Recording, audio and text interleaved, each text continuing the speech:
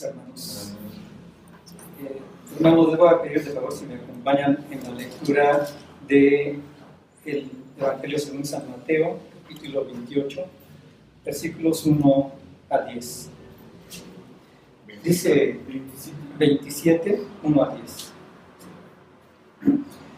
Hermanos, la palabra del Señor dice así: venida la mañana, todos los principales sacerdotes y los ancianos del pueblo entraron en consejo contra Jesús para entregarle a muerte, y le llevaron atado y le entregaron a Poncio Pilato, el gobernador. Entonces Judas, el que le había entregado, viendo que era condenado, devolvió arrepentido las 30 piezas de plata a los principales sacerdotes y a los ancianos, diciendo: yo he pecado entregando sangre inocente. Mas ellos dijeron: ¿qué nos importa a nosotros? Allá tú. Y arrojando las piezas de plata en el templo, salió y fue y se ahorcó. Los principales sacerdotes, tomando las piezas de plata, dijeron: no es lícito echarlas en el tesoro de las ofrendas, porque es precio de sangre. Y después de consultar, compraron con ellas el campo del alfarero para sepultura de los extranjeros, por lo cual aquel campo se llama hasta el día de hoy campo de sangre. Así se cumplió lo dicho por el profeta Jeremías cuando dijo: y tomaron las 30 piezas de plata, precio del apreciado, según precio puesto por los hijos de Israel, y los dieron para el campo del alfarero, como me ordenó el Señor. Bendito Dios y Padre de nuestro Señor Jesucristo, gracias por tu palabra preciosa que tú nos das, gracias porque podemos estudiarla, reflexionar en ella. Señor, te pido, te ruego inmerecidamente que hables tú a través de mi boca, Señor, para traer tu palabra y toques nuestros corazones y nos enseñes lo que tienes para nosotros en esta noche. Por los méritos de nuestro Señor y Salvador Jesucristo. Amén. Hermanos, he titulado este sermón: la soberanía de Dios y la responsabilidad humana en el pecado. Y aquí, hermano, vamos a ver en esta noche 4 características del pecado que nos motivan a tener temor de Dios. Primera, el pecado es engañoso. Segundo, endurece el corazón. Tercero, lleva a la hipocresía. Y cuarto, el pecado lo conoce Dios. En el Antiguo Testamento, ahí se profetizó que Cristo sería traicionado y muerto. Jesús fue entregado por el determinado consejo y anticipado conocimiento de Dios. Los judíos o israelitas lo prendieron y mataron por manos de inicuos, crucificándole, conforme lo vemos en Hechos capítulo 2, versículo 23. Los hombres son inculpados por aquello que fue predestinado por Dios. Sin embargo, el propósito de los hombres al traicionar y crucificar al Señor Jesucristo no fue para obedecer a Dios. No, sino que fue una manifestación de su odio y de su rebeldía contra Dios. En este pasaje, hermanos, que acabamos de leer, vemos la entrega que hacen los judíos, representados por el Sanedrín, de Jesús, el Mesías prometido, a los gentiles. Entregan al Señor Jesús para que sea crucificado a los gentiles representados por el gobernante Poncio Pilato. Y también vemos en este pasaje el final que tuvo Judas, el traidor. Hermanos, estamos en el año 30 después de Cristo, en la ciudad de Jerusalén. Es el día viernes por la mañana de esta semana de la pasión de Cristo. Mateo, el autor de este evangelio, quería que los judíos entendieran que a pesar del pecado, tenían, como ahora tenemos, la esperanza en el soberano Rey de Reyes, Jesucristo. En la noche que pasa del jueves al viernes, según cuentan los judíos los días, El día empieza en lo que para nosotros es la noche. En esa noche, después de la cena, Jesús fue arrestado y presentado ante el concilio Sanedrín, quienes lo encontraron culpable de blasfemia y lo condenaron ilegalmente. Pedro es testigo de esto y niega a su maestro 3 veces, exactamente como el Señor se lo había dicho. Es un momento muy crítico para todos, para todos. Están a punto de dar muerte al Mesías. Conforme a la estructura que dice de este pasaje, de este sermón, tenemos 4 partes. Primera, el pecado es engañoso. Versículos 1 al 5. Segundo, el pecado endurece el corazón. Segunda parte del versículo 4. 3, el pecado lleva a la hipocresía. Versículos 6 al 8. Y 4, el pecado es conocido por Dios. Versículos 9 al 10. Empezamos por el primer versículo. Venida la mañana. El Sanedrín celebró una reunión formal para condenar a Jesús y ratificar así el ilegal juicio durante la noche. Lucas da los detalles de esta segunda consulta de ratificación y los invito, hermanos, a ver Lucas capítulo 22, versículos 66 al 71. 22, 66 al 71. Aquí están los detalles. Cuando era de día, como dice Mateo también, ¿verdad?, se juntaron los ancianos del pueblo, los principales sacerdotes y los escribas, y le trajeron al concilio diciendo: ¿eres tú el Cristo? Dínoslo. Y les dijo: si os lo dijere, no creeréis, y también si os preguntare, no me responderéis, ni me soltaréis. Pero desde ahora, el Hijo del Hombre se sentará a la diestra del poder de Dios. Dijeron todos: luego, ¿eres tú el Hijo de Dios? Y él les dijo: vosotros decís que lo soy. Entonces ellos dijeron: ¿qué más testimonio necesitamos? Porque nosotros mismos lo hemos oído de su boca. Los principales sacerdotes y los ancianos formaban el Sanedrín, quien, como Consejo Supremo, gobernaba todos los asuntos seculares y religiosos. Después, en el año 6 después de Cristo, el Sanedrín tuvo autoridad solamente en Judea y el procurador romano, con base en Cesarea, tenía potestad de gobierno. El Gran Sanedrín era la Corte Suprema de Israel. Estaba formada por 71 miembros, apegándose a Números capítulo 11, versículo 16, y era presidido por el sumo sacerdote.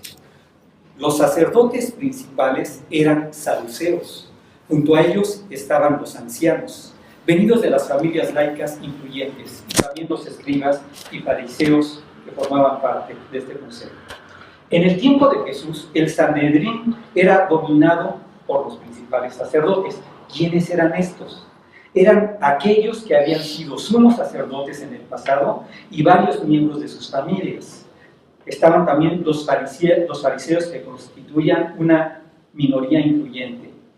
Aunque los fariseos y los saduceos solían tener enfrentamientos frecuentes, su odio mutuo hacia Jesús los unió en su contra para matarlo. Lo habían planeado desde antes. Lo podemos ver en Juan 11, 47 a 53 y en otros pasajes. ¿Por qué tanta urgencia para entregar a Jesús a Poncio Pilato, el gobernador? Bueno, según la ley, una sentencia de muerte tendría que pronunciarse un día, o sea, por la mañana, y ratificarse al día siguiente. Sin embargo, habiendo condenado a Jesús a muerte durante la noche, como se puede ver en Mateo 26, 57 a 66, no quisieron esperar al día siguiente, sino que se reunieron al amanecer del mismo día para ratificar la sentencia en un juicio oficial. El consejo contra Jesús, o sea, el concilio, tenía el solo propósito de determinar la mejor manera de lograr su muerte, pues mucho antes habían determinado matarlo. Ese consejo incluiría el plan para presionar a Pilato a dar visto bueno al fallo del Sanedrín. Además, Jesús debía ser enviado cuanto antes a Pilato, antes de que las multitudes supieran lo que estaba pasando. Así que, muy rápidamente, Jesús es sentenciado a muerte.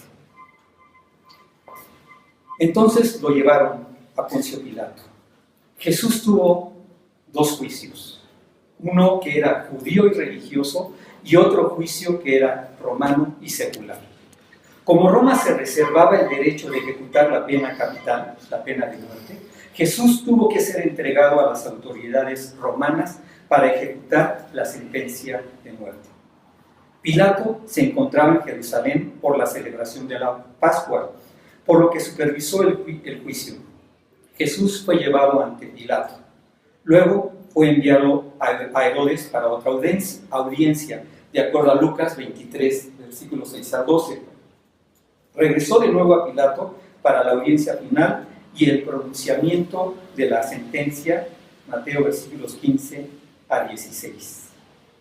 Bien, aquí vemos la acción de los hombres. El Señor Jesús ha empezado a guardar silencio. Aquí están el Sanedrín, los principales sacerdotes con los ancianos, por un lado, y vemos que aquí Mateo interpola lo que le sucedió a Judas. Posteriormente va a seguir con el juicio de Pilato. Vemos cómo en la soberanía de Dios todas las cosas se acomodan para que suceda exactamente como el Señor lo tenía planeado, en la fecha y en el lugar determinado. Y se acomodan las cosas de tal manera que no solo muere por los judíos quienes lo entregan para muerte, sino que también actúa en toda la historia de manera que un gentil que está gobernando sobre ese pueblo recibe al Señor Jesucristo para ser juzgado y crucificado. De manera que entendemos que el Señor Jesús muere no solo por su pueblo, por el pueblo judío, sino que también muere por nosotros, por los gentiles. Pasemos al versículo 3 de Mateo, en el capítulo 27. Entonces Judas, el que lo había entregado, empecemos. El vocablo entonces, en griego totio. Este vocablo podría indicar que Judas, al ver al Señor Jesús conducido, atado, condenado, produjo en él el sentimiento de remordimiento, que no arrepentimiento, como vamos a ver en un momento. Eso fue lo que le hizo devolver el dinero, como si fuera un intento de librarse del sentimiento de culpa que le había sobrecogido. ¿Y quién era Judas, llamado el Iscariote, Judas Iscariote? Bueno, era hijo de un señor llamado Simón, de acuerdo a Juan capítulo 6, verso 71. Fue elegido por el Señor como apóstol. Recibe el nombre de Iscariote para distinguirlo del otro apóstol del mismo nombre. Parece haber sido originario de Geriot, lo cual indica que no era Galileo. Era el único apóstol que no era Galileo. En cada lista de los evangelios, Pedro siempre aparece al principio y Judas al final. No hubo ninguna equivocación por el Señor Jesús en la selección de este apóstol, de Judas, porque Jesús era y es el Hijo de Dios y oró también toda la noche antes de seleccionar a los 12 apóstoles.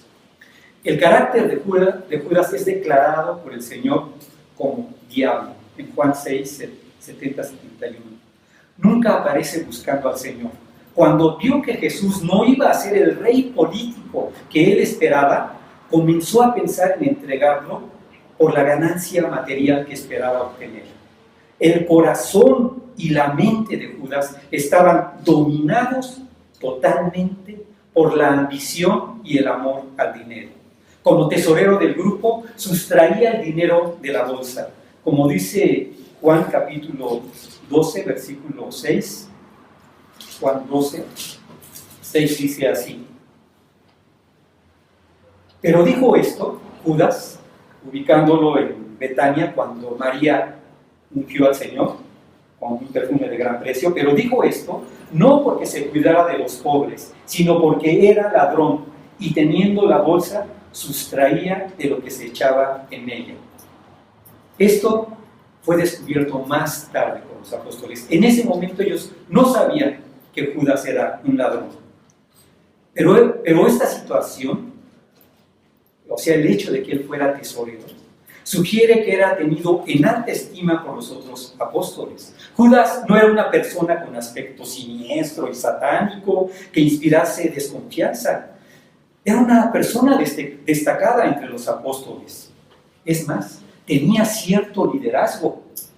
Si vemos ese comentario sobre el desperdicio del perfume derramado por María de Betania sobre el Señor Jesús, que él fue el que lo dijo en primer lugar, todos los demás apóstoles lo siguieron en esa opinión.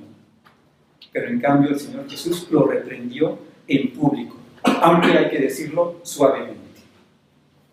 Era una persona muy impulsiva.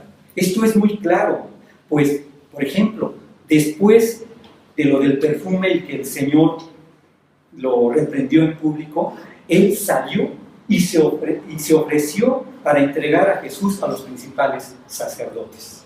Ahora en este pasaje lo vemos, que después de ver que Jesús es condenado y entregado a los gentiles, regresa el dinero y ¿qué hace? Se ahorca. Una persona que tenía ciertos caracteres ciertos visos o un carácter de liderazgo posible, probablemente esperaba disputar el liderazgo que de manera natural había adquirido Pedro. Judas, al parecer, no esperaba que condenaran y entregaran a Jesús a Pilato después de haberlo golpeado, escupido, insultado con burlas y con palabras. Se dio cuenta de lo terrible de su acto y sintió remordimiento. El verbo traducido arrepentido en la Reina Valera 60 no es metanoeo, que significa cambiar de actitud o cambiar de manera de pensar. El vocablo que usa Mateo es metamelomai, que significa lamentarse, tener remordimientos, aunque por su raíz tienen cierta coincidencia de significado entre ambos vocablos en determinados contextos. Pero aquí vemos que Judas solo experimentó una aflicción mental, pero no un verdadero cambio de manera de pensar. Fue un cambio de propósito, pero no un cambio de corazón. El término que se usa en este pasaje denota el remordimiento por los resultados de una acción. Él no esperaba eso. Pero no es un arrepentimiento por el mal en sí mismo, por su acción. No hay una disposición a cambiar. Judas lamentó los resultados de su acción y afirmó que había pecado, inclusive, pero no hay evidencias de una disposición de cambiar. La prueba más contundente es que se suicidó, se quitó la vida a sí mismo, y esto es un acto de rebelión contra Dios. No se reconcilió con Dios, no buscó a Dios, buscó a otros hombres, buscó al Sanedrín. En cambio, el arrepentimiento de Pedro, donde vemos un lloro con amargura, lo condujo de regreso a Cristo. El remordimiento de Judas lo llevó al suicidio. Esa confesión tardía ante el Sanedrín solo expresaba remordimiento. Pecó al traicionar a Jesús. Confiesa que ha entregado sangre inocente, lo que era totalmente evidente y estaba profetizado, como podemos leer en Isaías capítulo 53. Ese remordimiento condujo a Judas a ese último acto de desesperación y arrojó las piezas de plata. Arrojó las monedas. Esto, arrojar esas monedas, sugiere una acción desafiante de Judas. Su frustración y el reconocimiento de su acto malvado le hicieron actuar con violencia. Luego de eso comete ese acto de rebelión contra Dios al decidir ahorcarse. Literalmente dice, se ahorcó a sí mismo. Aquí la forma del verbo es enfática. Él realizó esta acción. Segundo punto, el pecado endurece el corazón. La reacción de los dirigentes religiosos de Israel hacia Judas fue decepcionante para él, para Judas. Evidentemente, Judas esperaba otra reacción del Sanedrín. Ellos le dijeron, ¿qué nos importa a nosotros? Allá tú, demostrando su egoísmo y dureza de corazón.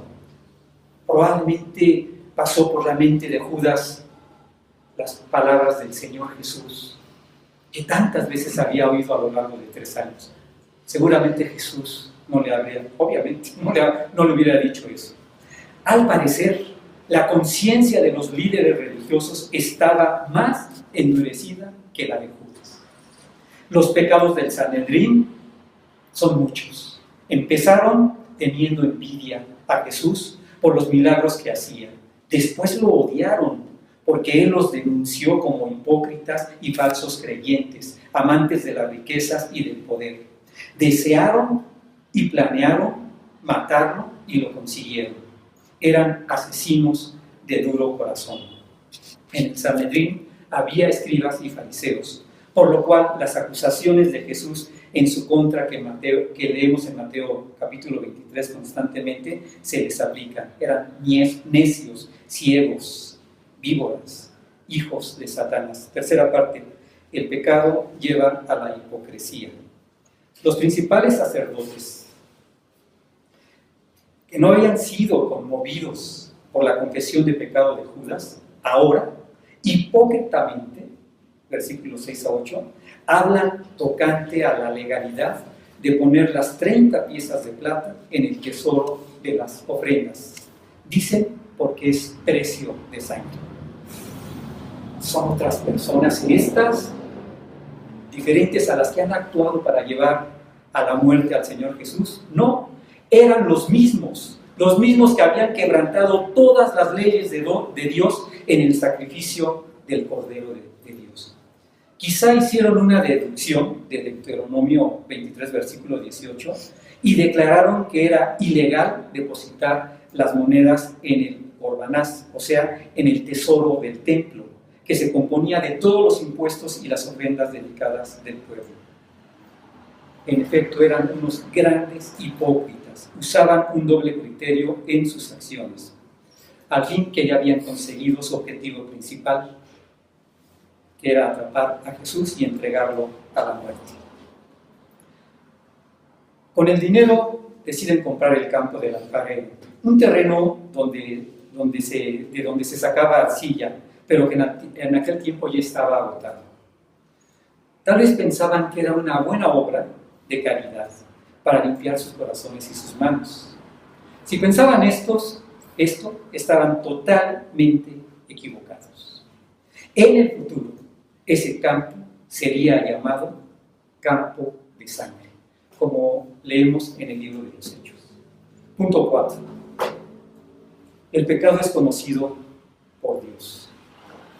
El versículo 9 dice: así se cumplió lo dicho por el profeta Jeremías, etc.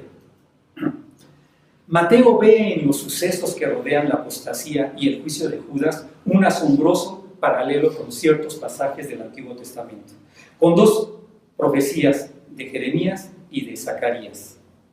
Vamos a Zacarías capítulo 11.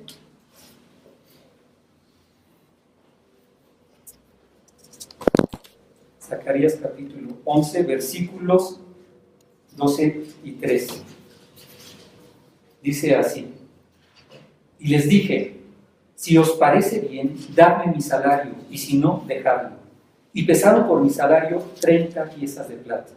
Y me dijo Jehová, échalo al tesoro, hermoso precio con que me han apreciado. Y tomé las 30 piezas de plata y las eché en la casa de Jehová al tesoro. Mateo ha sido acusado de cometer un error. Es probable que Mateo atribuya el pasaje a Jeremías, porque dicho profeta aporta la idea de juicio por el derramamiento de sangre inocente, por lo que en realidad Mateo pudo haber combinado los pasajes de ambos profetas. Otra explicación sugiere que la manera antigua de dividir las escrituras era la ley, los salmos y los profetas, encabezado por el libro de Jeremías, de manera que se hizo esta referencia. Hermanos, aquí hemos visto 4 características del pecado que nos motivan a tener temor de Dios. El pecado es engañoso, el pecado endurece el corazón, lleva a la hipocresía, y hay algo fundamental. Tu pecado, mi pecado, lo conoce Dios. Hermanos, todos pecamos, hemos pecado y seguimos pecando. Ese pecado me puede endurecer. Por ello, hermanos, debemos velar y orar. Acudir a Dios con verdadero arrepentimiento, conscientes del mal hecho. Él lo sabe todo y es misericordioso. Hermanos, acerquémonos a Dios con confianza, sabiendo que tenemos quien intercede